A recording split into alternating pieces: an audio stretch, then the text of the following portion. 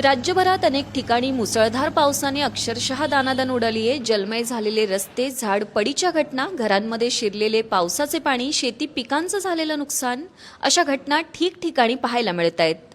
मुसळधार पावसामुळे निर्माण झालेल्या भीषण पूर परिस्थितीचे व्हिडिओ आता समोर येत आहेत। अशाच एका व्हिडिओमध्ये पुणे सोलापूर हायवेवर पावसाचे पाणी आल्याने महामार्गाला नदीचे स्वरूप आल्याचे दिसतंय। थेऊर येथील रुपे वस्तीवरील नागरिकांना देखील पावसाच्या रौद्र रूपाचा सामना करावा लागलाय। पावसाचे पाणी वस्तीत शिरल्याने 100हून अधिक नागरिक घरांमध्ये अडकून पडलेत। रेस्क्यू ऑपरेशन नंतर नागरिकांना बाहेर काढण्यात यश आलं असलं तरी मोठ्या प्रमाणात पशुधन वाहून गेलंय। घरातील वस्तूंचं देखील नुकसान झालं असून अनेकांचे संसार उघड्यावर पडलेत। इंदापूर येथील शेटफळगडे येथे देखील मुसळधार पावसामुळे मोठं नुकसान झालंय। शेतामध्ये घरामध्ये पाणी शिरल्याने नागरिकांची मोठी गैरसोय झाल्याचं पाहायला मिळालं।